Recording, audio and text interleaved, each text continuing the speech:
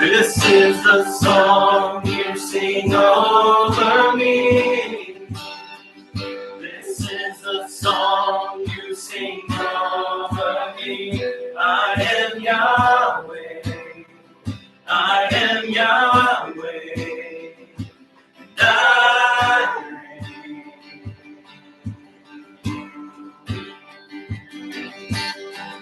This is the song you sing over me. This is the song you sing over me. I am Yahweh. I am Yahweh.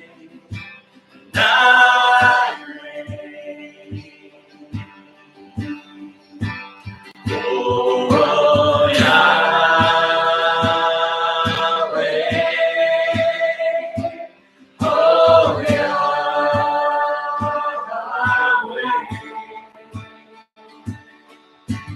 Yahweh.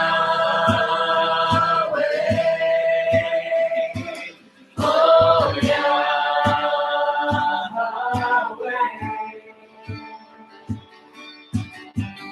This is my song when the trials come.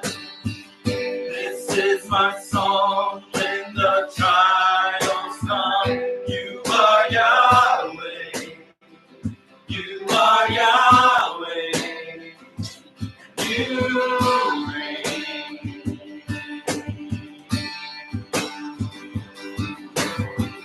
This is my song when the trials come.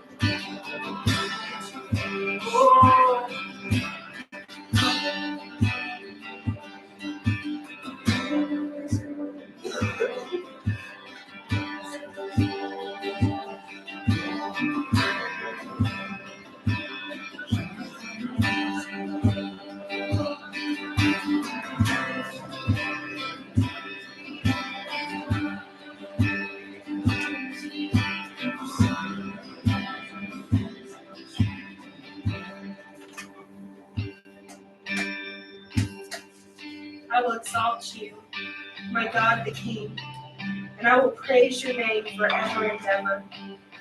Every day I will praise you and exalt your name forever and ever.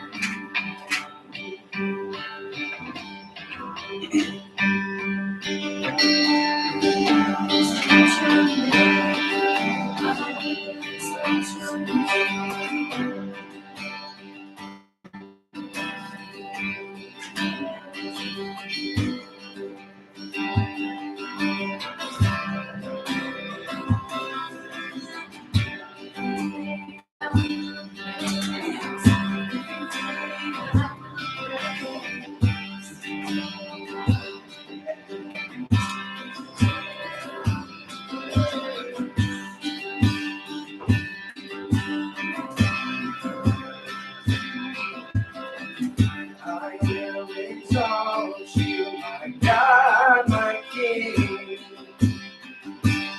I will praise your name forever and ever. I will exalt you, my God, my King. I will praise your name forever and ever. I will exalt your name, God, my King. I will praise your name forever and ever. I will exalt you, God, my King. I will praise your name forever and ever.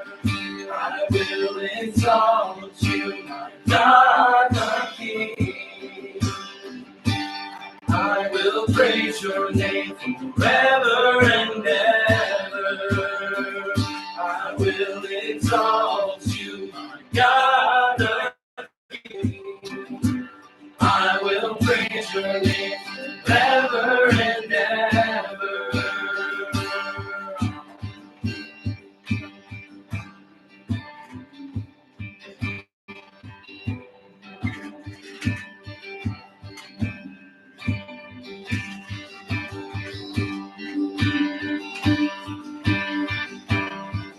I will proclaim your great deeds. They celebrate your abundant goodness. Joyful sing of your righteousness.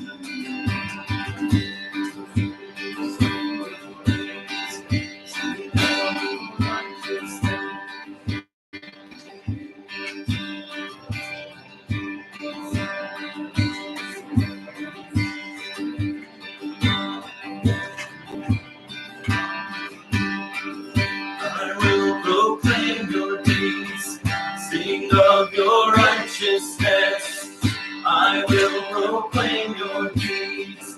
Sing of your righteousness, I will proclaim your deeds. Sing of your righteousness, I will proclaim your deeds. And sing of your righteousness, I will proclaim your deeds. Sing of your righteousness, will proclaim your deeds. Sing of your righteousness, I will proclaim your deeds. Sing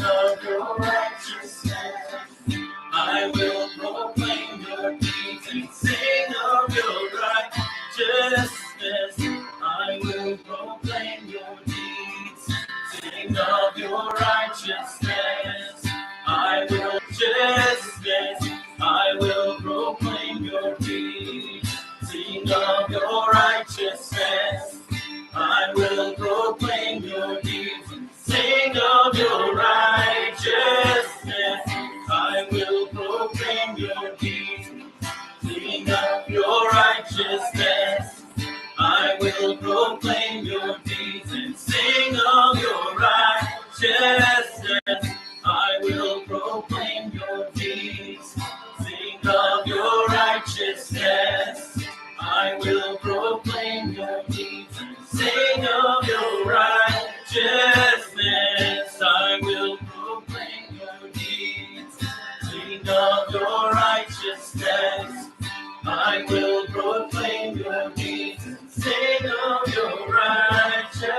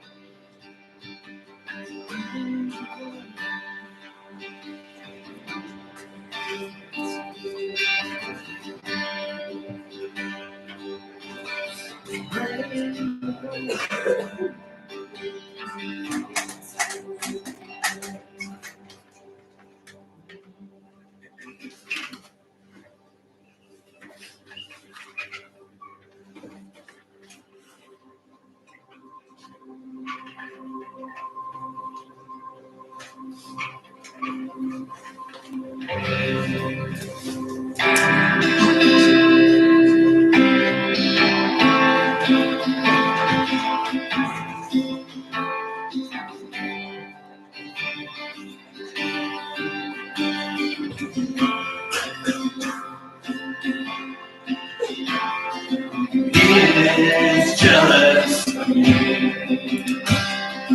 Love's like a hurricane. I am a tree bending beneath the weight of his wind and mercy. And all of a sudden, I am unaware of these afflictions eclipse my glory. And I realize just how beautiful you are and how great your affections are for me.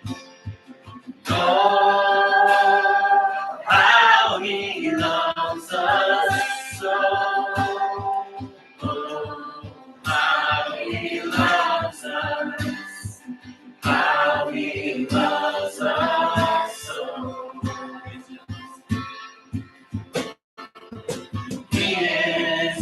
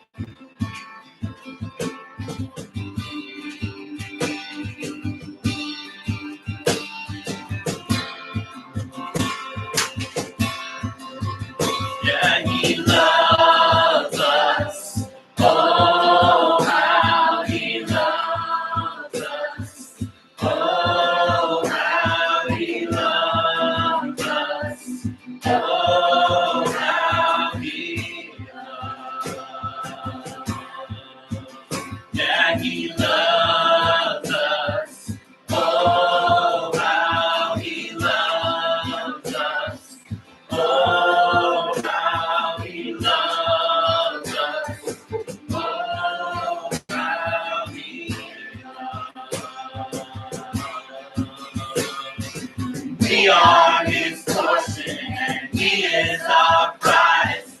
Drawn to redemption by the grace in his eyes. His grace is an ocean we're all sinking. So heaven needs earth like a sloppy wet kiss, and my heart turns violently inside my chest. I don't have time to maintain these regrets when I think about the way that he loves us. Oh, how he loves us. Oh, how he loves us. Oh, how he loves us. Yeah, he loves us. Oh, how he loves us. Oh, how he loves us. Oh, how he loves us. Oh, how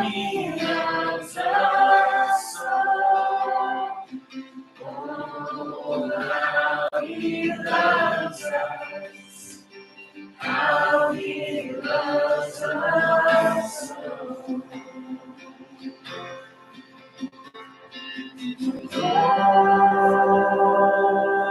How he loves us.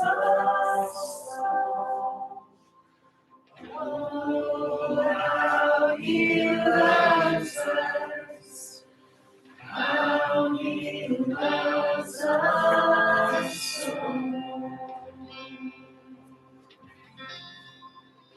His portion, he is our prize. Drawn to redemption by the grace in his eyes. His grace is an ocean we're all sinking.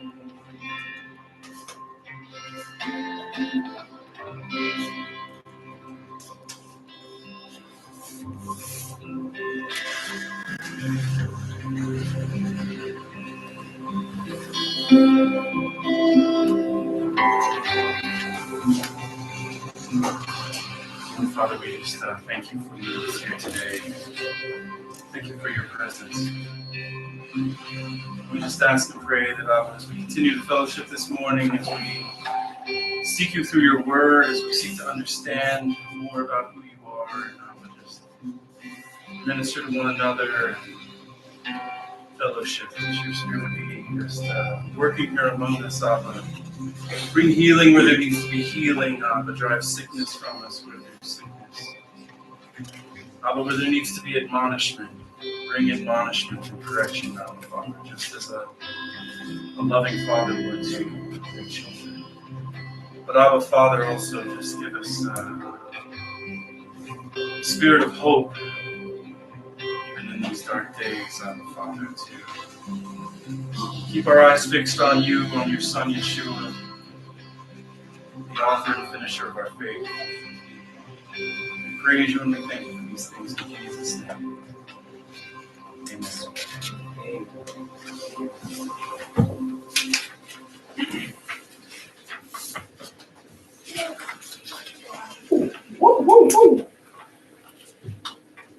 All right, we'll take 5. I don't know if there's any coffee left. There is water, but there is cheesecake also. Coffee's just brown water. You get the cheesecake out? Where's your Spatula. Says we're still just like a going. knife good? Yeah. Asher. And I didn't have time to set it up and get everything. Yeah, sorted. I was late today too, so totally my bad. I didn't know anybody would want this. Yeah. Asked if we could get on. It's are you saying bits? It says it's still Drill. That's a drill. Chrissy. Bit. Chrissy. It says it's still streaming. Have them refresh. Sometimes streams will drop out like that if the internet drops for a little bit. Yeah, I'm taking the church laptop home today, and over the next week I'm gonna set it up with GarageBand to all the different channels, and then I'm gonna figure out how to set up OBS on that. And then for streaming, we should be able to program the buttons. We'll have to figure out where we want to put cameras. Like, if we put it here, it's gonna be like a super long cable. Kind of need it centralized. My thought is if we put it in that corner, Okay. we would be able to have more than a 90-degree view, so we would pick up everything. Okay. Yeah. I was thinking just put it up there. We could move the mic too because we have a couple of extra inputs. We could even put one closer there and then one there to get the two different groups, and it should work better for like live streaming. So Okay. I'm gonna play around with it for the next few weeks. We're just gonna keep iterating until we get it right. Yeah. And if you want to come by and we want to Okay. set stuff up and dry run stuff, play around Yeah, with things. I'll we talk can. with Daryl probably in the next couple of weeks and see if maybe we can host a worship session here, and we'll set up over there, and we'll just play around as we're practicing with settings and where mics need to go. And stuff like that. Yeah. Okay. Because there's a USB sitting on the back of his amp, which is a USB-A to Type. We'll have to get a Type C, and we should be able to plug that directly in. I have an Pick all A to that C up. cable if that's all you need. Okay. I don't Well, know yeah. how long you If I could borrow it, maybe or just Yeah. try it out. Okay. It's like the printer cable to. Isn't that the big square one? USB-A Like just Fireware? Oh, so then not A. What's the big square one? I don't remember what it's called. The one like you see on the back of the printer. Printers, Firewire. Okay. Okay. So there's an output like that. We might just do that to USB and get a USB-A to C converter, which they have. We should be able to pick everything up and then still have a couple of spots that we can input. So it should be pretty easy to figure some different stuff out. So. And in the meantime, I'm going to look at those Shure clip-on mics. Daryl had told me about the ball mic. You should use Chuck. They're $1,500 now. That's what they're offering for this. So I was like, I think we can probably just take one of those like Bluetooth lapel mics, figure out like how to get like a nice, one of those nice foam balls and just kind of slit and stick the mic. Just curious if that would prevent people from engaging. Yeah, if you have a chuck ball. True. So just options. That's more of if we can't get a good setup. Because there's a lot of stuff like the kids playing that's get picked up. There's a lot of stuff. Well, we're going to have to also address some of those things. It needs to be kids playing, not in the midst of everything, because that, number one, it may not be distracting for some people. It can be very distracting for other people, and we just need to be fine. It's not an issue, but just like playing over here versus playing there, there's no functional difference other than this is in the midst of everything going on. That makes sense. So, and it's not like doing another room. It's just we have space that Yeah, we absolutely. can So maybe yeah, start bringing toys definitely and something we tables and should. stuff. So, I think absolutely, yeah. once I'll also go over and pick the box over because we have all those long salon tables. I'll pull out some of the nicer ones. And should be pretty good. Right now, I'm just putting it in my backpack. But I'm looking at buying a Plano case Daryl headset from I think it's the Harbor Freight, which should basically get everything. So it should be able to fit everything in, and we should be good to go as far as like traveling goes. Okay. So. Not unpause, so it didn't pick up all our. Okay. Oh, good. I got a little. Okay, I just rotated. Last time I had it mounted horizontally. And it picked It's up. weird that the camera didn't rotate. Because on the phone it rotated. Yeah. When I looked at it, it has a landscape layout. I've never done live streaming. Beyond. Yeah, we're still kind of learning, I think.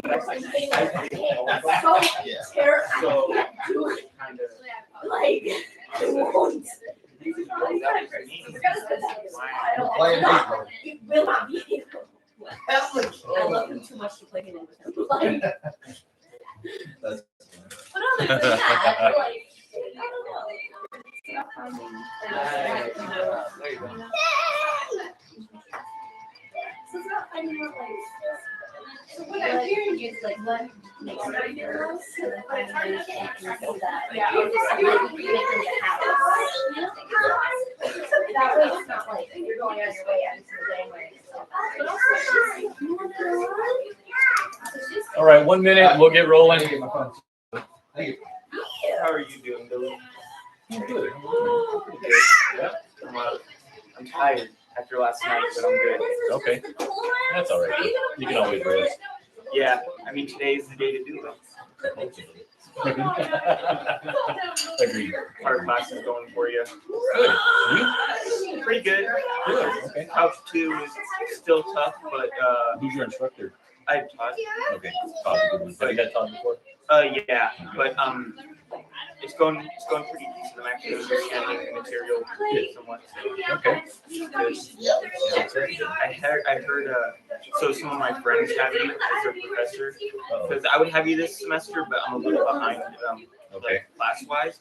But I was like, my friend's like, yeah, I have a professor. I'm like, what's the professor's name? And he's like, William Oxford, and I'm like, who's that? Because I'm so used to hearing it as Billy. And I'm like, oh, Billy. I was just like, That's funny. That's funny. Benjamin says hello. He's right there. Oh, hi, Zach. So he was able to get it back up? Yeah. If it dies, have to refresh because it looks like it's going here. Yeah, it was probably just the internet. Nice. Good job. Okay. I never did. I've been slacking. I'm sorry. I'll take that. Thank you. Oh, I think Miss Chrissy needs that toy. The one that makes noise. Yeah.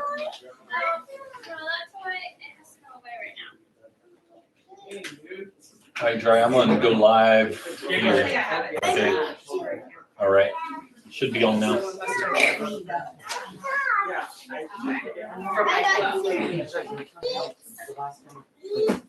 I'm gonna ask her the most important question. Is a hot dog a sandwich?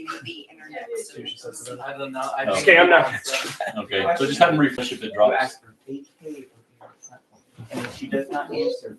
M134. No. Yes. Yeah, that one's Holly's. Yeah, that one's Holly's. Yeah, that was Jariah's. Ready whenever you are. I'm ready. Record. All right. I'll go right there. Yeah. All right, we ready to go? Yes, sir. Sorta. Okay, so we're looking at Deuteronomy 11 through 16, like the back little end of 11 and most of 16. The past few weeks, I hear, has been quite successful. So everybody's getting built up appropriately. Super encouraged because that's what you need. Shout out to Daryl for real though. These past few weeks doing such a rad job. I agree.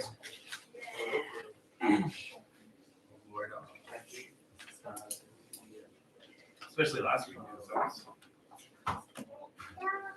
Let's see. Thank you. Praise God. All right, so I'm glad to have you back.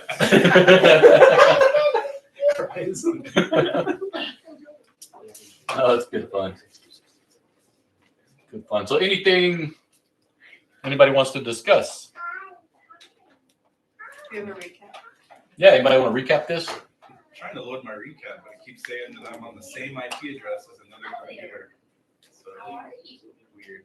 Oh, here. I've got one. You don't have one? Anyone else? One? I have a recap of 11 and 12. Oh. But no. All right. So the choice between blessing and curse is set before Israel. They're destroy the idolatrous inhabitants and places in the land, not to live in the land. And they're not to live in the land as they have been in the wilderness, doing whatever's right in their own eyes, but rather to live in the place the Lord designates. God will choose a place to have his name live, where Israel is to bring its offerings and sacrifices. They can eat meat slaughtered on their own property, but they're not to eat the blood.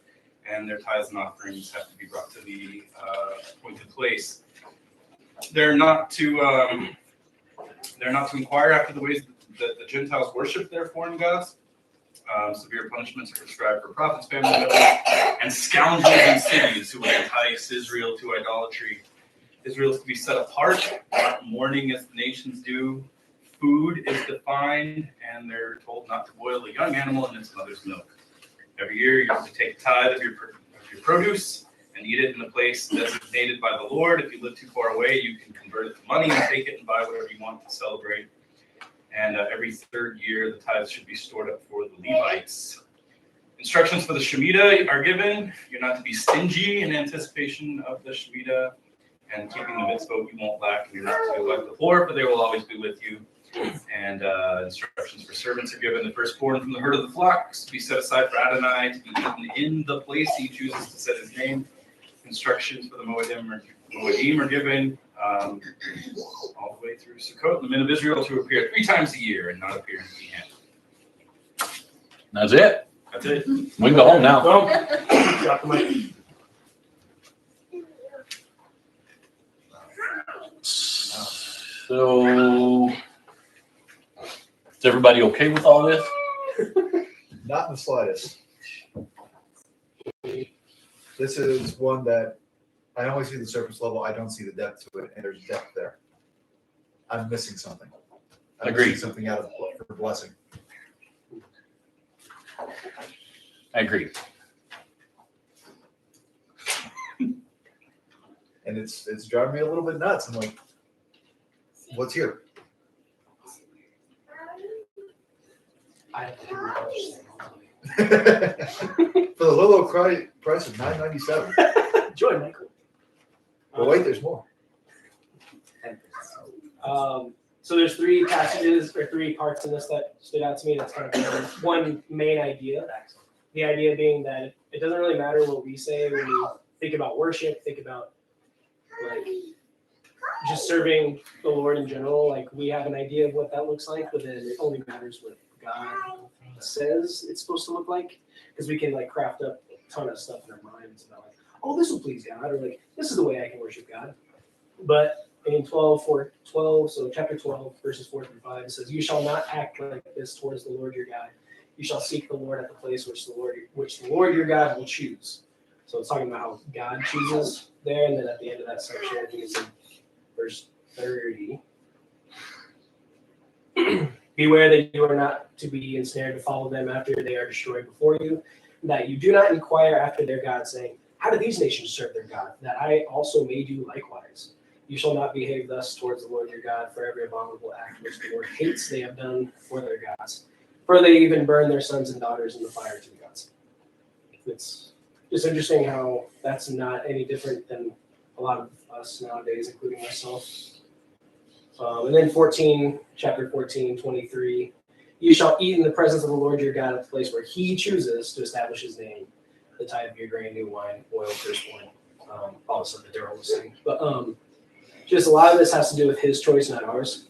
So just like going along with like the low hanging fruit that's already set before you, you don't have to like think of things yourself. It's already laid out right there of how you worship God. We just try to do the easy way out, or like the convenient way, I guess. Like, this is enough. Or like I'm here and we just did worship for an hour. That's enough for the week. But I'm just noticing it has to do with, doesn't matter what I think, it matters what God thinks. That's a true statement. And it's a good thing we walk in the fullness of that, or else we might be in trouble. We just think all those crazy people sacrificing their children to Molech. Seriously? They're giving away their kids so that they can have stuff. We don't do stuff like that. So Yeah, I think only those crazy nations do things like that. we're kind of in that Deuteronomy 12:8. "You shall not do at all what we are doing here today, every man doing whatever is right in his own eyes." And that's what happens when you eliminate Abba as the source of truth and reality. We have to fill in gaps somehow, because we've been trained to think with very much a Greek mentality of cause and effect, start, finish. We're walking a line, we're walking a straight path. It's all going someplace else. And we have to make everything fit in there. We have to understand reasons for this to this. There is no comfort in not knowing. We can't handle just this is the way it is and able to step away and let that exist and even be uncomfortable. We have to try and frame and put things around it to make sense of it, because if not, then when we're talking to somebody else, then we're going to look dumb and like we don't know what's actually happening. So through our pride, we have to figure out how to generate meaning and reason into things that may not even be presented to us. But that's just part of how we're all conditioned in our particular culture to think. But yeah, all of that being said, when things can't get backfilled well enough, then you're going to start doing what's right in your own eyes.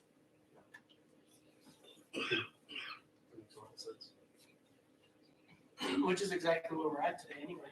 You have people claiming they're doing one thing for God or for whatever, but it's clearly not within what he says to do.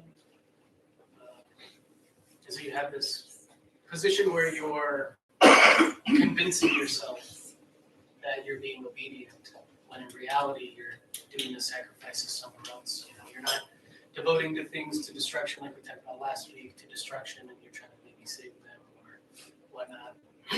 And so you have this idea of like here it says like, do these things at the specific place I tell you to, and then you will present yourself and eat here. It's like, well, you know, I can have Sabbath on whatever day, or I can do whatever, do these sacrifice on these different mountains, which is the one at the well, you know. But you say, like, which mountain do you worship on? Kind of this different idea where we do just do what's right in our own eyes and convince ourselves otherwise. Yeah. Well, because it brings us a sense of peace. It's false peace, but what it does is it deceives our own understanding of our own lives to a degree that we think that we're okay. And the second you feel okay is a very dangerous place to be.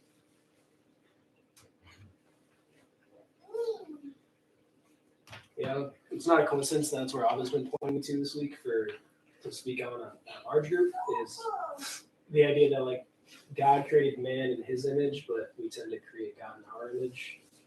So the moment you know you're in that trap is when you look at anything that God says, and if God agrees with everything you agree with, then that's probably an issue. Like you're crafting God into whatever image you want, and so like that's like the reason why everyone has like what they do is based on their image of who God is.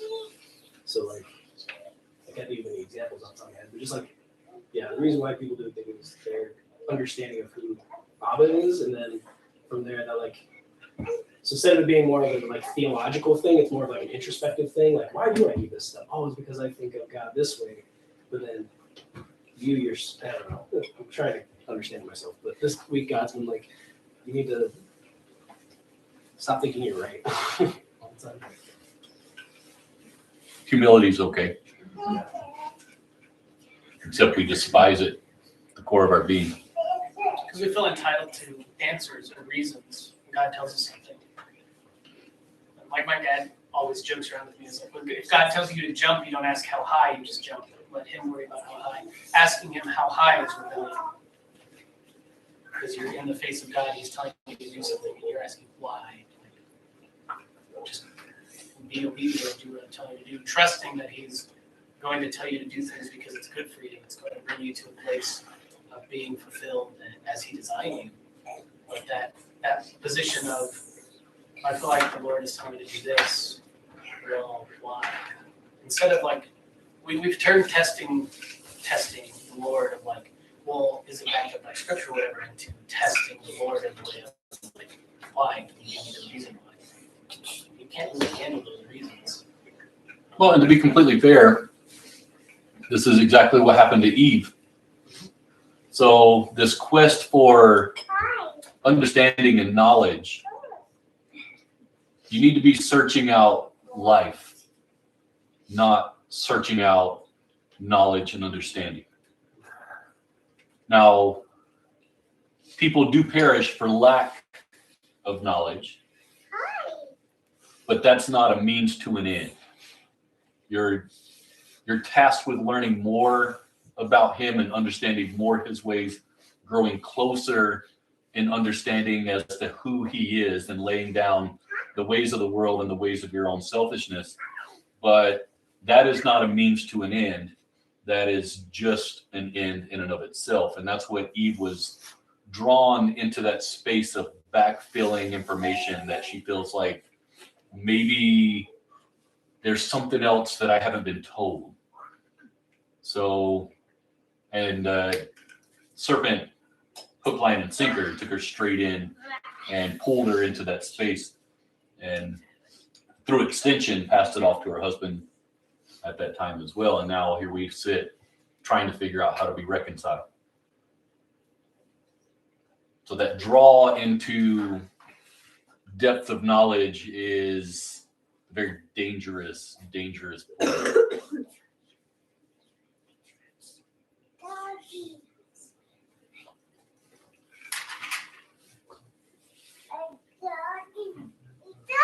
It kind of leads you to that place of Job, right? Where something happened, and you're like, well, though you slay me, yet I will praise you because I'm righteous.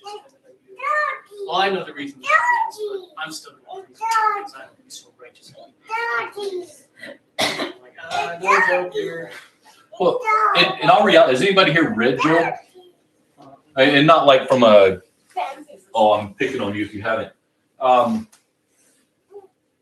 encourage you to maybe go back through and read. And then as he's having these dialogues with his friends that are there, I want you to just kind of listen to what's being communicated, because when everybody makes their case, Job included and all this stuff, you're like, oh yeah, that's correct. And then somebody else makes maybe not necessarily a counterpoint, but an alternate point, and you're like, well, that's correct. So there's all these seemingly correct things being communicated. And then in the end, Abba comes in and it's like, blows it all up. And you're like, that's the real truth in all of this. But all of this stuff makes sense until you actually hear from him directly. We choose not to go there. We just like listening to men. We like being the men who deliver words into the ears of other men as well. We like that. Here's kind of how you should live. Oh, here's what's happening in your life. Oh, this is happening to you because of these reasons. And we love having the knowledge and the solution for people. And we love people who have the knowledge and solution for us as well. And it's when the voice of God actually comes and says, this is truth, that all of that other stuff, you're like, you can look back at it and be like, oh yeah, that's all trash. But in the moment, you can't detect it. Usually you seek counsel. If you seek counsel, you seek those that will tickle your ears, not one that will bring correction to you. Correct. And so you'll go to many people, all of which will tell you what you want to hear, as opposed to going to someone so that your sin is exposed. Yep. Again, that humility piece that everybody despises. Now, I don't mean everybody here. Everybody here is excluded from that statement, but other people out in the world that you encounter. Yeah, that's that first bit in Deuteronomy 13, where it says, like, if a prophet or dreamer arises and gives you the sign of a wonder, it comes true concerning what he spoke to you. Let us go after other gods, and let us serve them. Don't listen to the words of that prophet. The Lord is testing you to find out if you love him with all your heart and all your soul. You shall follow the Lord your God and fear him, and you shall keep his commandments. It's funny because, like, even little advice that you receive from people, you would think is directly worshiping another God, but then, like, if you pick apart some of the advice you can receive from people, it's like directly do things your own way, essentially, when it comes to, like, holy, that's some bad advice. Well, going even further, so Deuteronomy 13 is the proof text that the Pharisees stood on in order to kill Yeshua. They were based on the law that they had created. That they took God's word, they manipulated it, created all this extra stuff. Through the new thing they created, they were using this situation here, prophet, and he's telling people to go after some other God that is not what we have. And you see, even Stephen, when he's pulled before the religious leaders, and he just straight lets them have it. He gives them his history lesson, and he breaks down everything to show this is not a different God that we're worshiping. You're trying to kill everybody based on Deuteronomy 13 that we're false prophets. This is not false, and here is the full breakdown of it. So the Jews at the time who wanted him dead, in their minds were justified because they were keeping Torah by killing him. The problem is they took his word, perverted it so that they were doing what was right in their own eyes and using that as the measuring stick of righteousness to hold this man accountable who was saying, don't listen to the stuff these people are saying that's messed up, or actually don't do what they do, but listen to the stuff they say. And it's just this whole big fold over that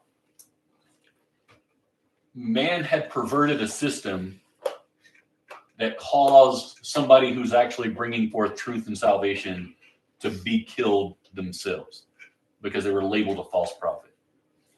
And that's where Stephen he's like, okay, if I'm going down, everybody's going down. Here we go.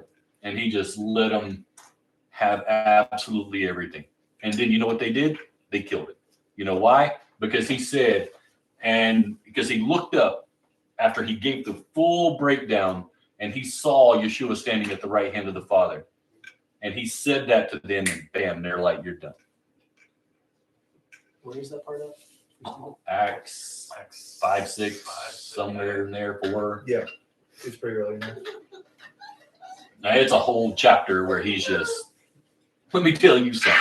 It's like a summary of the Old Testament. It is, top to bottom, all the way through. And then he finishes without missing stride, covering absolutely everything, saying, nope, he is not a false prophet. And then he sees that he's actually standing at the right hand. And he says, you know what? Now I'm really going to stick it to you. He's actually standing at the right hand of the Father. And they stoned him straight away. That's how the rest of the New Testament got written.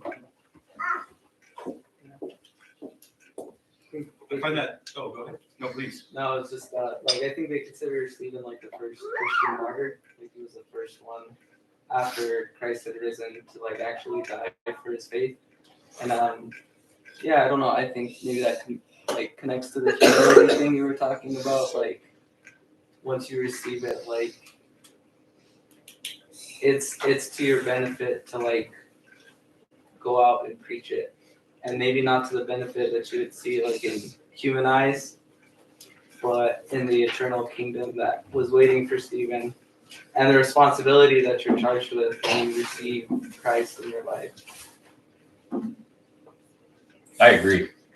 I fundamentally, the stuff that we see, we think, oh, we're going to go out and preach the truth and save people. And what we want to do is go out there, get a couple people to sign up and go home and have a beer and a nice meal and celebrate the victory that we had. God, he had that victory. But, so we live in that space as opposed to, can you stand up in the face of people that want to kill you and still stand boldly and say, here's truth? That I don't know that any of us are prepared to do, but do understand there's coming a day where you will have to do that.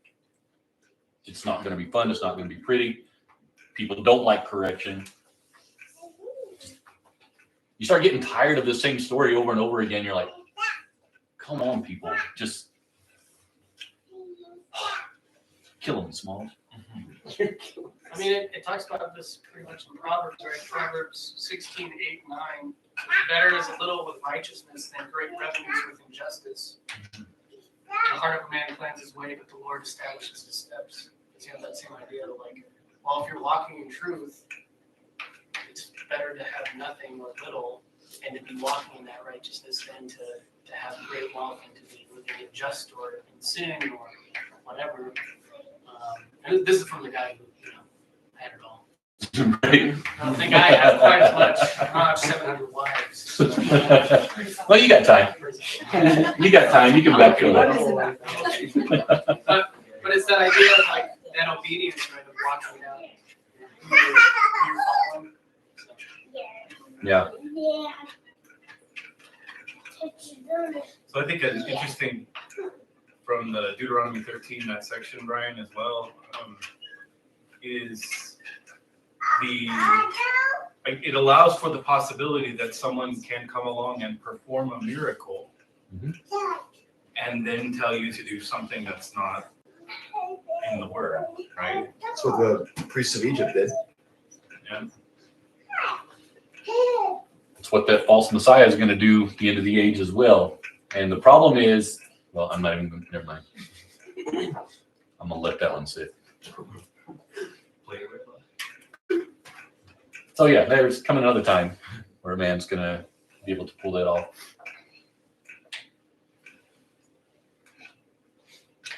Yeah, verse 4 of that 13:4, you shall follow the Lord your God and fear him.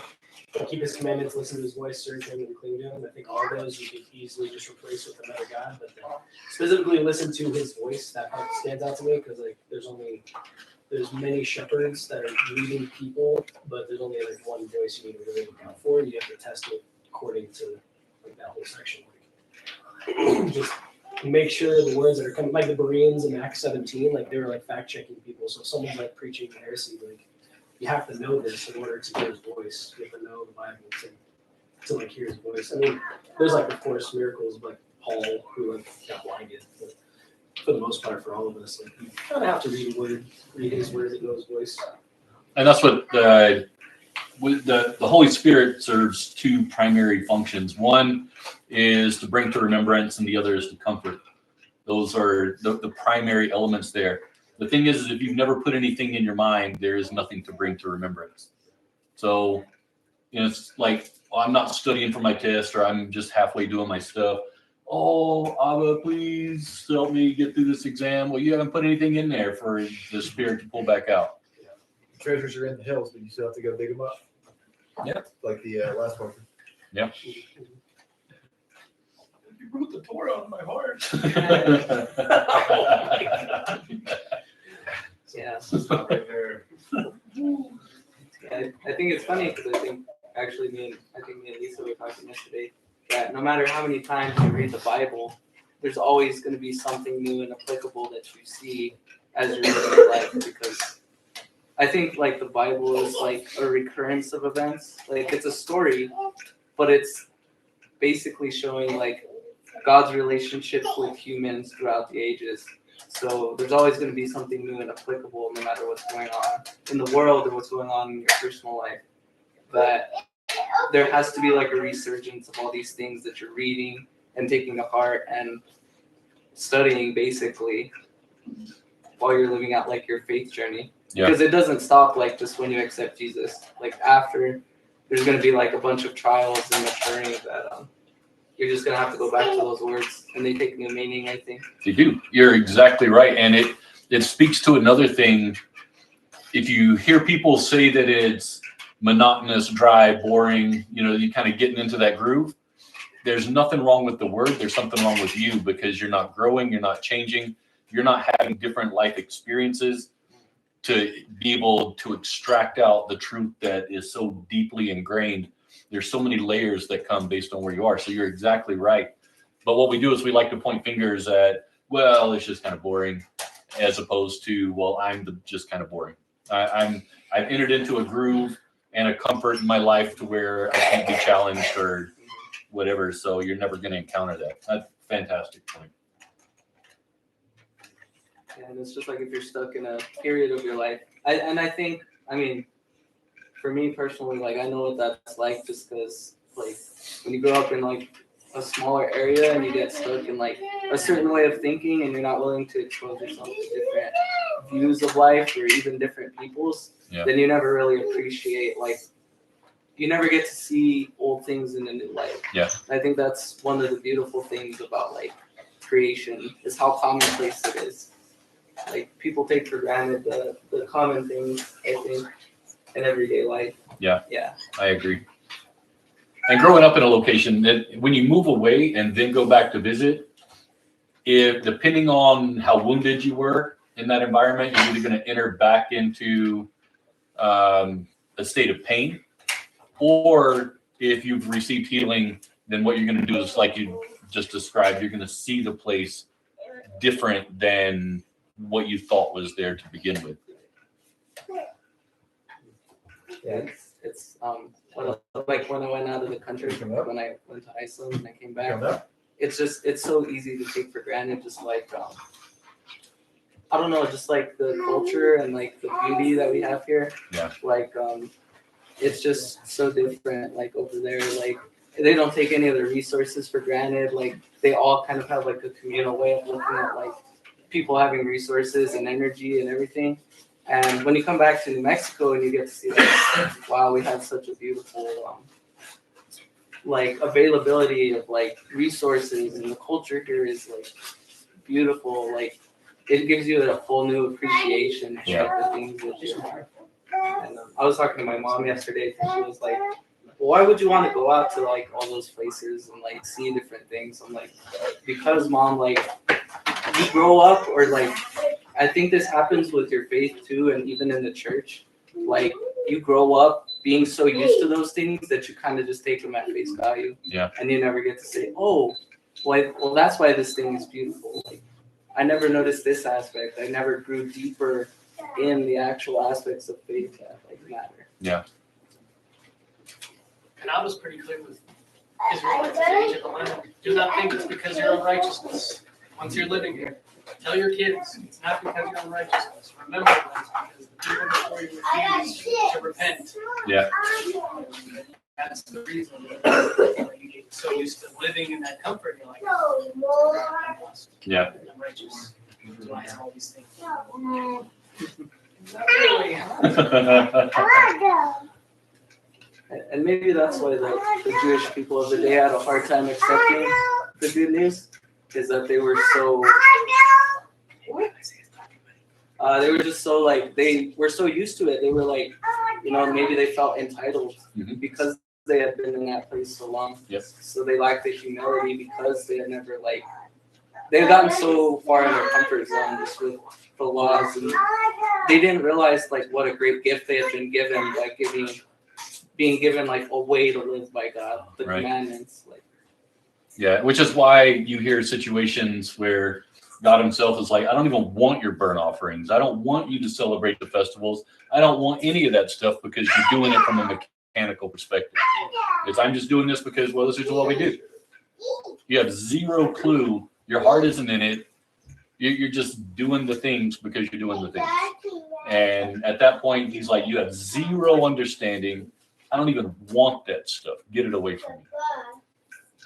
Yeah, the why the lady who gives like everything she has, even though it's very little, like that means so much more to the Lord, that you give a lot, even though you have a lot, it's because that heart issue of how willing are you to sacrifice things to give it to the Lord.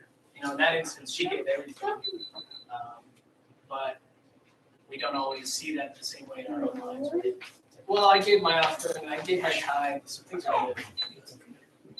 Is your heart in that? Yeah. Because I had to. There's that difference right between what's commanded, like this is God's already, so it's not even yours, and the stuff that's the free will offering. And that is how much you want to give us based on your heart.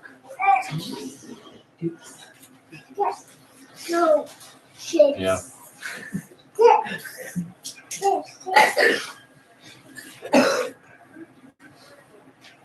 There's a lot of good stuff in here. The one that really sticks out to me is, however, there should be no poor among you, for Adonai will surely bless you in the land. Adonai your God has given you everything. It's a pretty good, like, litmus test. Am I living in the land? Am I walking in my inheritance? Bringing blessing not just to me, but to everyone around me. As like there should be no poor among you. If you look at it, just as completely removed from religion, just certain areas in the U.S. where they're completely devoid of obvious ways are generally the highest populations of poor people, homeless. I find that very interesting. It's just completely highlights that line of like, how much are you walking out of the place? You won't be borrowing, you'll be actually lending out to people. You won't be boarded over, you won't be boarded over in these situations. There won't be poor people. And we don't have that really understanding. Well, we also have a demented idea of what being poor means. Correct. Just gonna throw that out there. I'm gonna go to the specific piece because you look at a lot of countries. There are a lot of countries that are very devout, but they're very poor. But if you go to there, it doesn't feel spiritual because they're like they're content, they have very good views and stuff. You can look at a lot of very rich areas, and you can find that they're very spiritually poor. It's like they really love it. You can't breathe decadence. You can breathe like ungodly things. So I think that there needs to be a sign of it's like there's a lot of rich places in which people don't I think spiritually poor. Oh, right. I was Yeah. talking more than devoid of any kind of morals.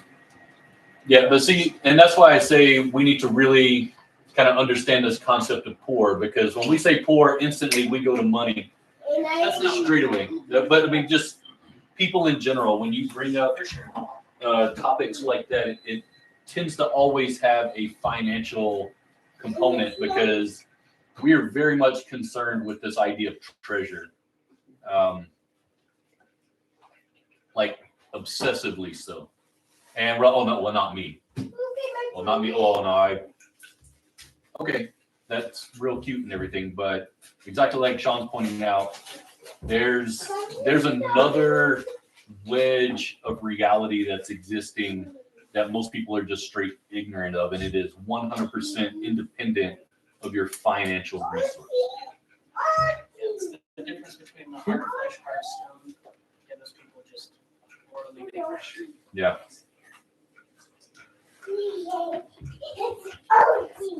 Yeah, I think a good like litmus test, as he was saying, is like how well they treat the dignity of like the human person. Because when you love God, I think that gives you like an eye for the poorest among you, like the people who are actually like suffering, like people who are out on the streets are just like broken, like their souls are broken. So I think when you know society is poor, when you can recognize it, is just when a lot of things like devoid of any meaning, like when you start using people instead of using things, I think that's how you know that you're in a bad place spiritually. Yeah. Then goes in, maybe that's why the next section in the Parsha is, here's how you treat the slave. Yeah. Here's how you treat the widow and the orphan. This is what the tithe is for. Here's how you treat the priest. So kind of using that as just a brief segue, this isn't really what I want to talk about today, but just to kind of high arc what's happening here. We are starting a period in Deuteronomy where in Deuteronomy 11, it's mentioned Mount Gerizim and Mount Ebal, the Mount of Blessing and the Mount of Curse.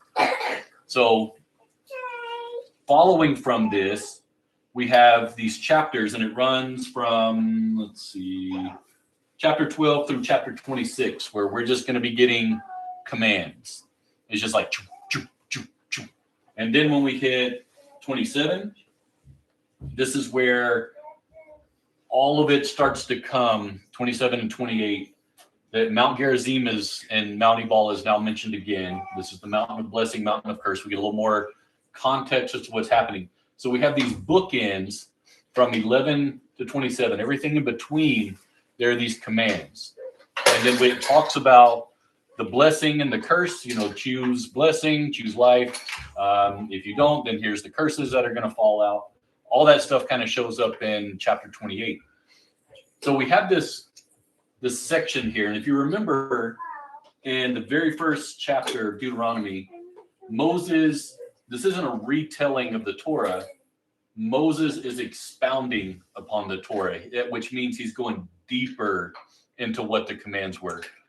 So we have this section here where what I would encourage you to do is step away from individual verse and start looking at chunk context. What's the principle communicated here? What's the principle communicated here? And then I want you to tell me if there's a progression that's actually taking place. If there's a movement from where you were to where you should be, and see if there's like a growth model that's taking place within that window. And we'll unpack this over the next part or two. And anyway, that's long-winded something, but just know that this is, try not to just look at these things as isolated little pieces. It's part of a larger thing that's being communicated here. Does that mean there most likely would be like a chiasm somewhere in the middle of this thing? Maybe.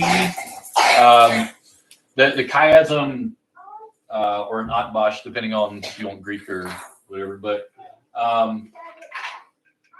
since you're starting with Mount Gerizim and Mount Ebal and you're finishing, perhaps.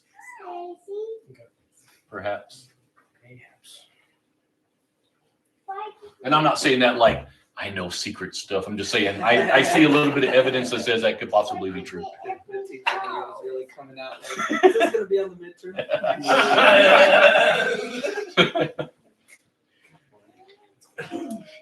You're gonna put my grading canvas. But it's very important that we understand Mount Gerizim and Mount Ebal. It plays a much larger role than you can possibly imagine, because sitting in the valley is this tiny little place called Shechem.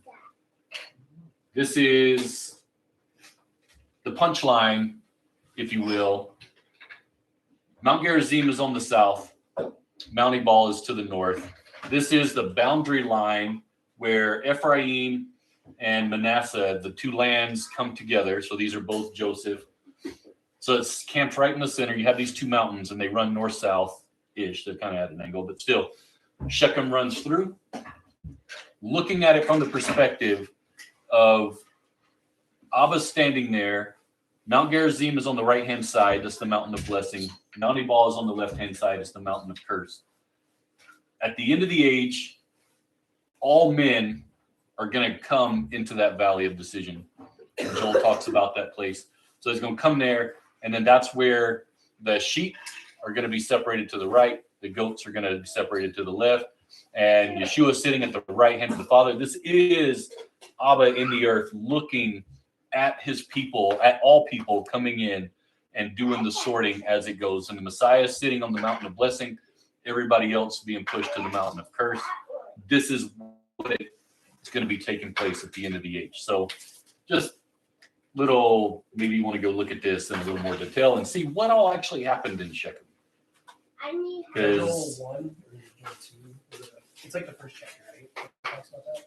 For the Valley of Decision, Yeah. I think it's Joel 2, if I had to guess, but I can't say for absolute certain. But you have to decide, which mountain are you going to go up? Now, us on this side, what we're going to learn is we have to go up the mountain of curse, because that's where the altar is. That's where you realize, that's where the commandments are. They're all sitting on the top of there. They're not sitting on the mountain of blessing. It's counterintuitive, but we'll get there. We don't need to belabor. And that talks about. Ashton was waiting. I was waiting back. What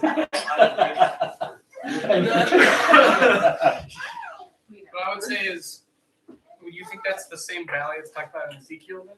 The Valley of Dry Bones? So the dry bones coming back together. He says it picks me up and sets me down in the valley. Just specifically as a schism or whatever, like valley. But it says between the mountains. So it'd be really interesting to see, because then all the dry bones are raised up in the valley. I would argue that would almost have to be, because this is the place where all the living and all the dead are now coming and sitting in the face of judgment. Ezekiel 37, it says, "The hand of Adonai was upon me, the Ruach, this is verse 1. The Ruach carried me and set me down in the midst of the valley. It was full of bones, and he led me all around them. Behold, there were many, or very many on the floor of the valley. Behold, they were very dry. He said to me, Son of man, can these bones live? And I answered, Adonai Elohim, you know. Prophesy over these bones. He said to me, say to them, dry bones, hear the word of Adonai. Hear the word. That's very interesting because the word is God, the word was God. So, thus says Adonai Elohim, and then you know this. And they all basically come back to life. It's amazing. Yeah, very Absolutely incredible. It's almost like there's just one story and not 500 million different things going on, where every man can then pluck out bits and pieces of the word and create doctrine that will enslave men and push them to the slaughter. But that's neither here nor there. Can I just read this next part? Because I think it's Yeah. it says, then he said to me, Son of man, these bones are the whole house of Israel. Behold, they say, our bones are dried up, our hope is lost, we are cut off by ourselves. Therefore prophesy and say to them, thus says Adonai Elohim, behold, I will open your graves, I will bring you up out of your graves, my people. I'll bring you back to the land of Israel. You will know that I am Adonai when I have opened your graves and brought you up out of your graves, my people. I will put my Ruach in you, you will live. I will place you in your own land. Then you will know that I, Adonai, have spoken it and that I have done it. It is a declaration of Adonai. Good times, not even gonna lie. Yeah, that's pretty good stuff. Yeah. All right, anything else before we close? I have a short piece today, so like that. And would this be is the done. 15th time in a row you've said this. I haven't said it once today, but it really is just Yeah, but those are the worst textbooks. We leave that as an example. As a brief exercise for you. in all seriousness. Anything else anybody wants to bring up, discuss? One of the ones I saw was, I'm talking a lot about the dietary restrictions of people who are at sagebrush. And they're talking about Messiah. They're talking, saying, oh, here's the witnesses that we have to support our case. The usual ones.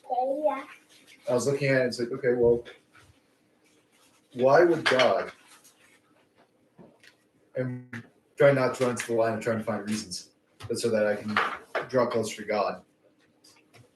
I saw the juxtaposition of do not worship me as the nations do. And then the restrictions. We know the Canaanites were eating all of these things. He says, don't do this. It's separation for holiness down to the smallest detail. Yeah, it even says an animal that dies naturally, you're not to eat it, but give it to a foreigner. Sell it to them if you want. I don't really care. That's okay. But you are a holy people. I actually texted Maddie. I don't know if you saw this, but I was like, can you talk about Deuteronomy 14:21 when we go home? Specifically that verse. I didn't really understand the idea of like, okay, I'm just gonna nowadays version. So like, I receive something that I could sell to someone and gain some financial profit, but I don't want them to be unclean as well. So like, if someone gave me, like when I was a kid, I got my first Eminem album when I was like 6. In the moment, I probably should have been listening to that. I was very young. And so I should have. You should wait till 7 or 8 at least. Yeah, 7 at least. That's why I've been sitting here to destroy you. So, like, if I had consciousness at that age, like, I would have not listened to that. But my parents didn't really have like filters much, and so they said, just do whatever. And so, listen to it, and then anyway, the purpose being, I should have thrown that away versus giving it to someone else who would be soaked in that sort of culture, I guess. So, like, I guess I have a hard time reading that because I'm like, I don't want to trouble others with being unclean, but I have to say that give it to a player, that's fine. So I guess I'm not really. I think there's a realistic boundary. If you're like, I don't want you to engage with a prostitute, but by all means, go ahead and pimp somebody. That's totally fine. There's clearly a standard that ends up getting cut. For sure. Yeah, there's also the difference between the things that are detestable to the Lord and devoted to destruction, like we talked about a few minutes ago, and the things that are just like set apart for you as like God's people. Of like, well, you can give them that, it's fine. If they're gonna eat pork or whatever, that's fine. That's up to them to decide. But then the things of like you have an Asherah pole that was handed down to you, you're like, no, don't want this. And instead of just like giving that away, burn that crap to the ground. There's that kind of distinction of kind of the implication behind what if there's a curse applied to it. It also doesn't say that you can sell pigs that Yeah. die naturally. Just says, The things that normally you would eat, if they die naturally, you can sell those to other people. So they're not unclean animals exactly. that you're selling And off it's to also other people. within your conscience. It's humane. So if you know the animal is sick, you're not going to be like, oh yeah, I'm going to Yeah. sell this to the guy down the street. But if it was, a heat wave hit and you had some cattle that died and they're not like rigor mortis or whatever, like this is good meat, I'll sell it to them so that they still have something to provide for themselves. Yeah, I hadn't read it that way. I was reading it as like unclean animals, but it's like it's clean animals. Yeah, difference between food and non-food. There's the connotation of what food is. Yeah. Or animals that you would be eating for food. So. Definitely food. I think there's also the aspect that, like, it's not a universal in the world thing. There's certain rules that were set apart for Israel, somewhat to distinguish them from the other nations. It doesn't mean it was like universal God meant it for everyone. It's like, okay, you guys shouldn't do this, but the other people are not bound by the same covenant. So so it's okay for them to eat this. If that kind of makes sense. It does. It makes perfect sense. And that's where for you to sit in judgment upon people based on two different realities, it doesn't really, you don't have that authority. Now, if other people decide, I'm now going to join with Israel, now there's a standard that now let's have a conversation about what the standard is, because now you're a holy people.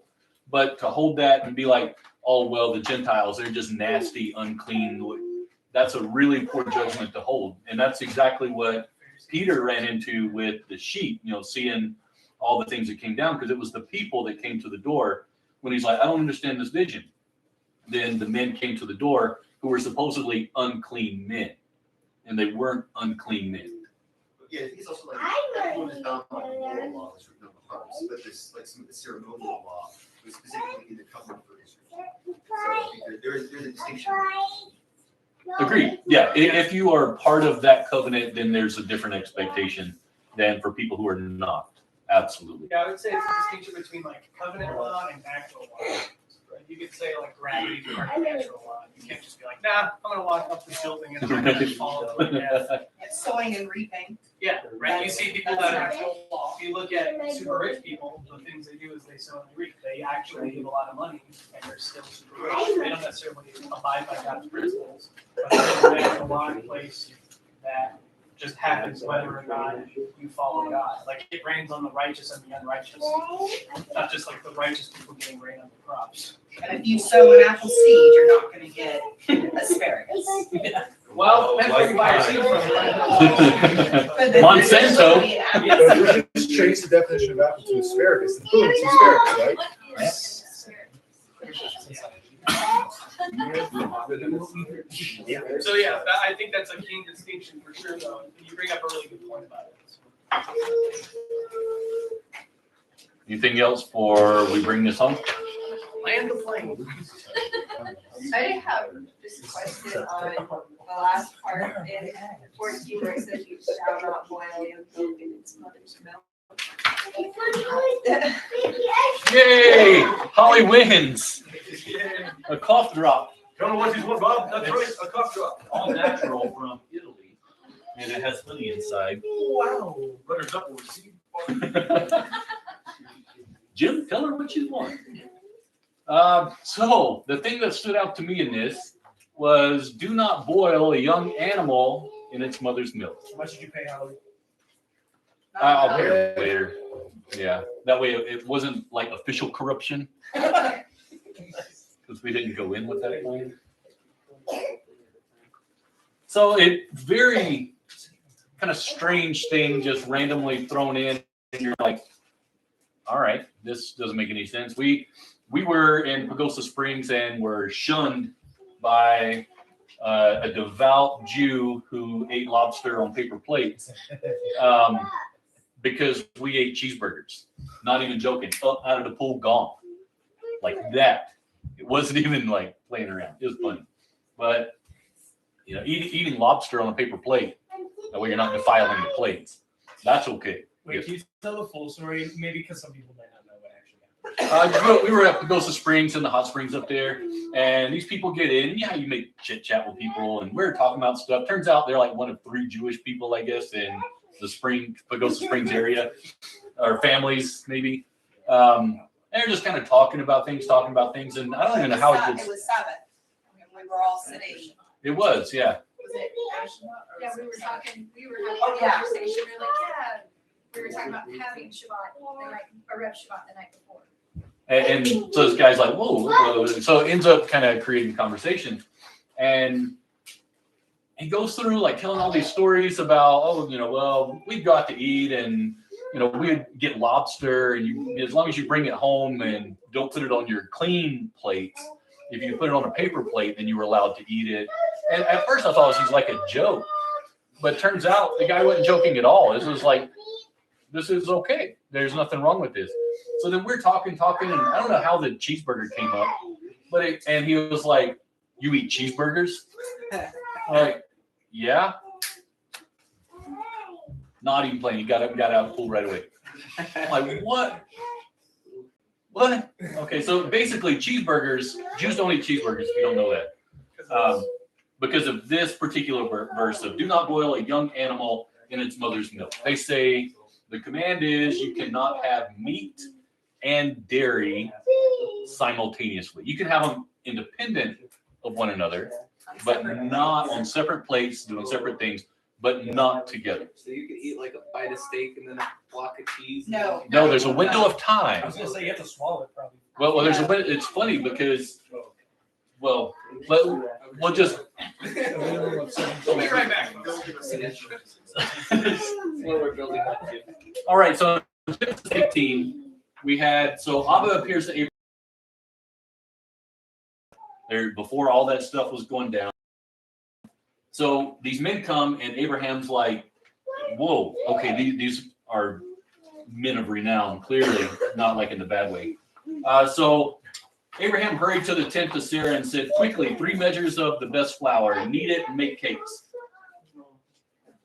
Abraham ran to the herd, took a good, tender calf and gave it to the servant, who hurried to prepare it.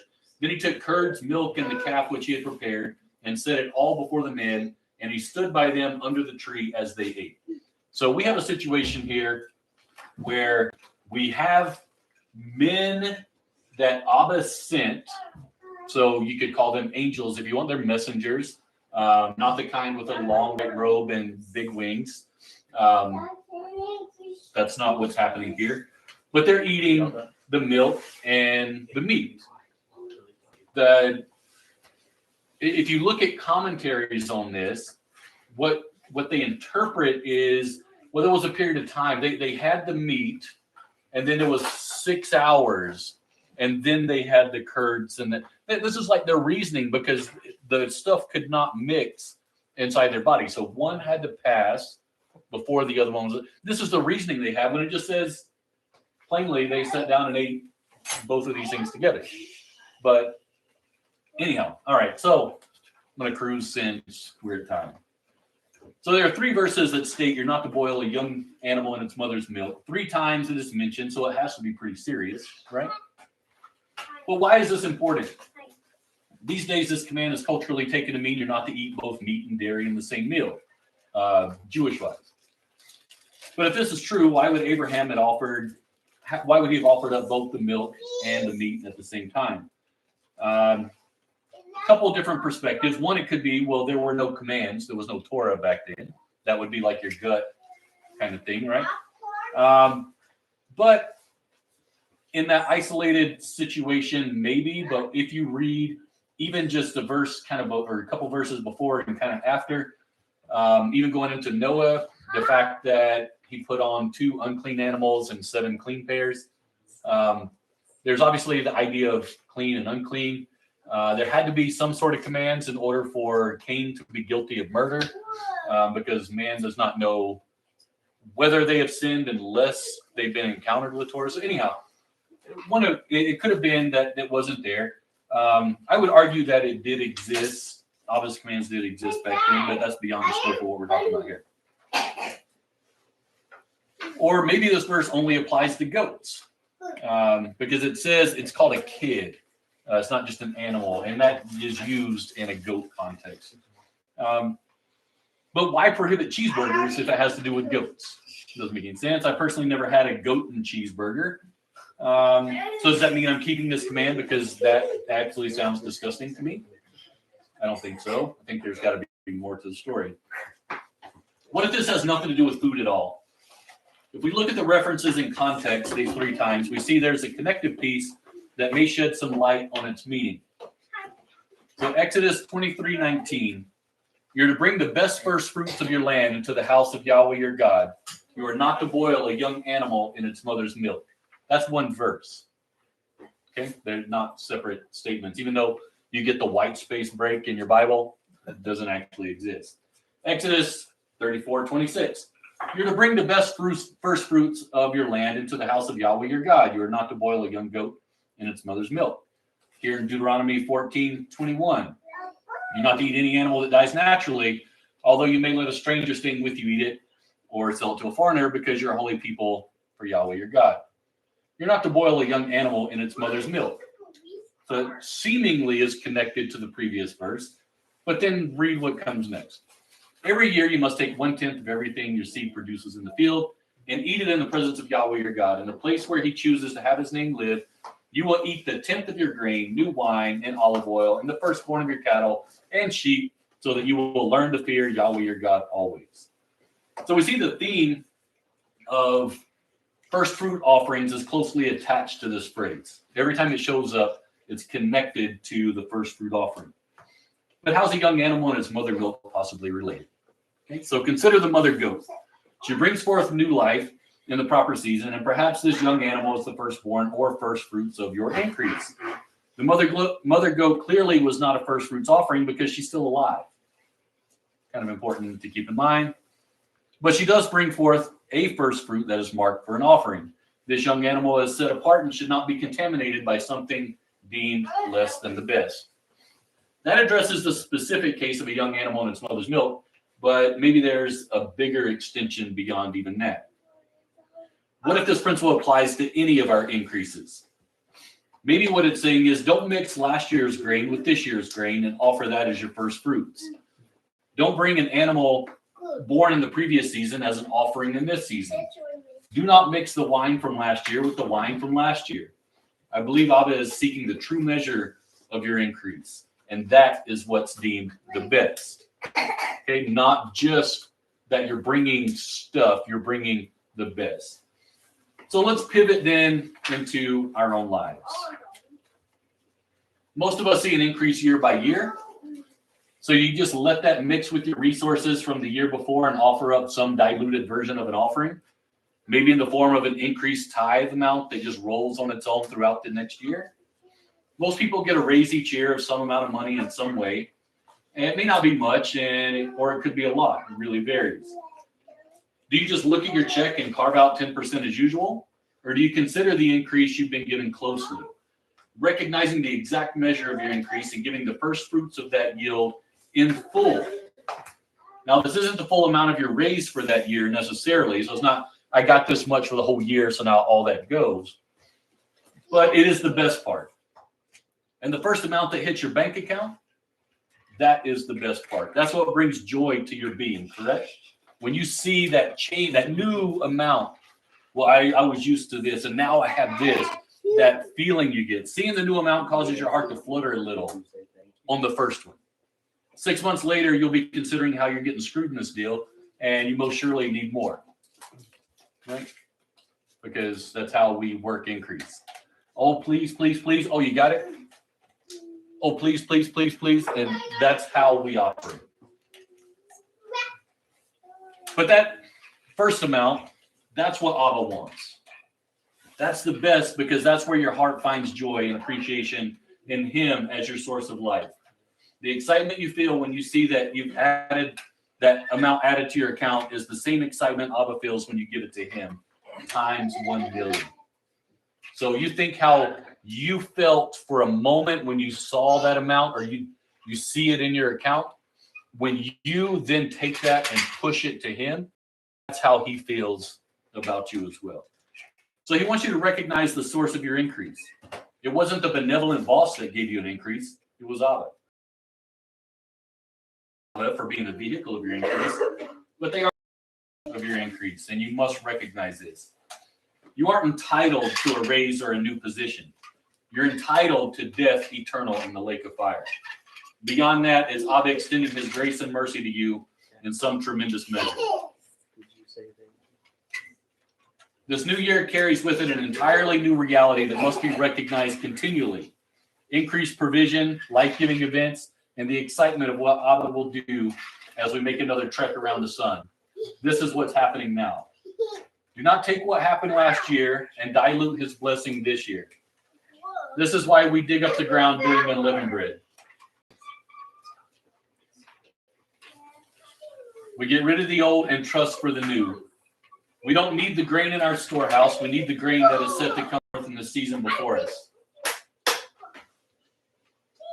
This requires faith and trust that Abba will honor his promise to you. He will feed you, he will house you, and he will clothe you. What else do you actually need? Seriously, what else do you actually need?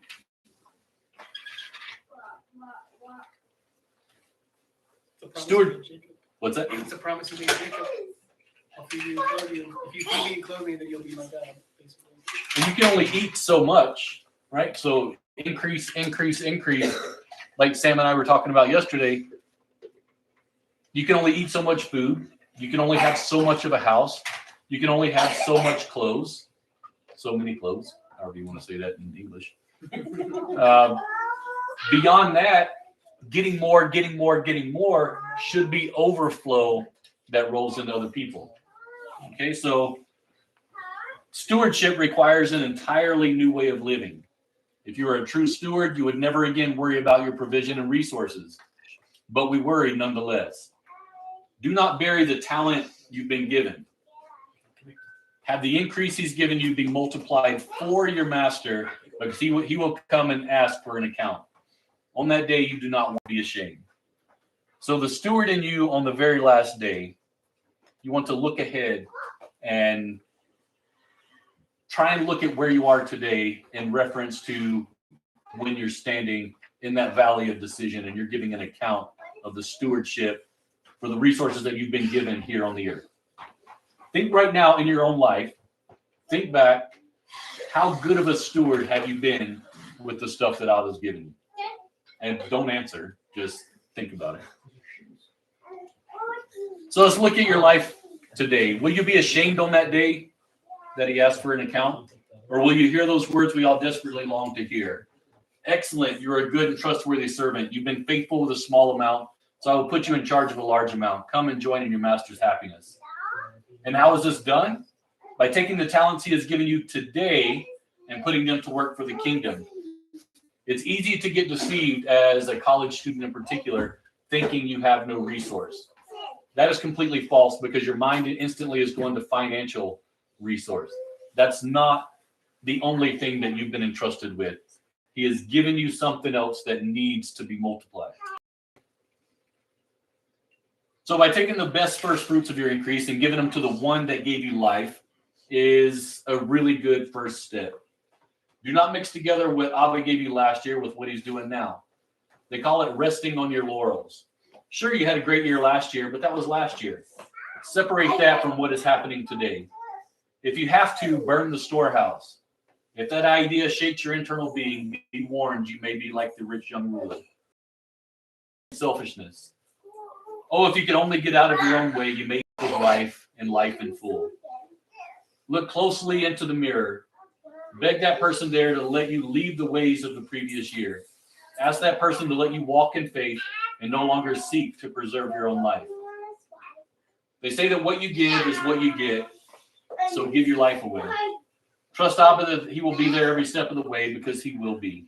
Let the mother continue to yield milk and more young animals, but never mix what happened in the past with what is happening today. You're to bring the best first fruits of your land into the house of Yahweh your God. You are not to boil a young goat in its mother's milk.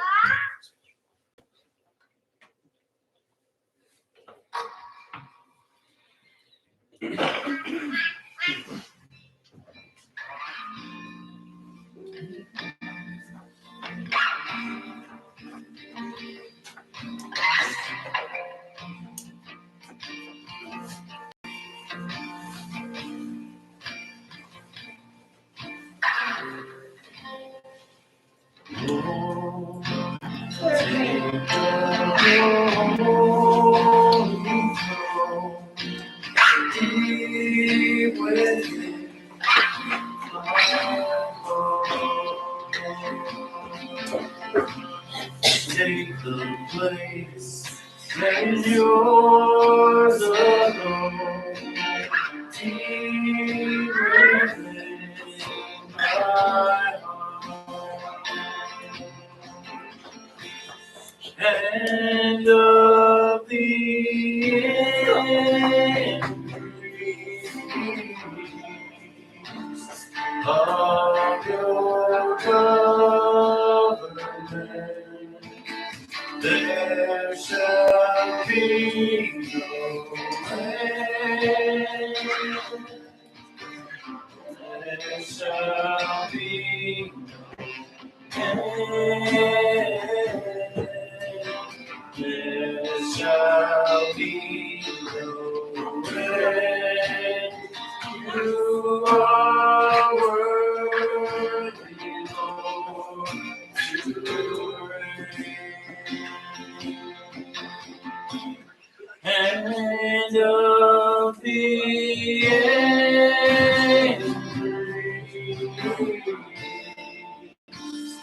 of your government, there shall be no end.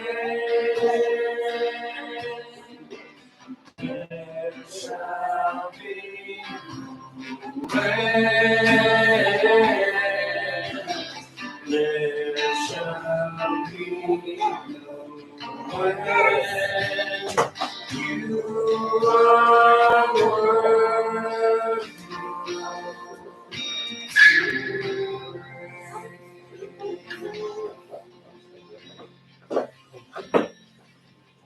Abba Father, we thank you for your word. Thank you for this message. Thank you for this time we had to spend. And just Abba, help us to continue to meditate as we go today on that which you brought forth for us today. Continue to just bless us with your presence on your set apart time. And bless us as we travel, as we depart, as we go home. Keep us safe. Abba, Father, just blessings for the upcoming week. Abba, Father, go ahead of us in everything that we do. That we, Abba, would be using our talents to advance your kingdom. We just give you all the praise and honor and glory. We look forward to the new year that's coming, Abba, Father, and the new cycle. Just pray that you would be preparing our hearts for that time. Continue to drive sickness from our midst for those that are just feeling under the weather. Bless the remainder of this Shabbat. In Yeshua's name we pray. Amen.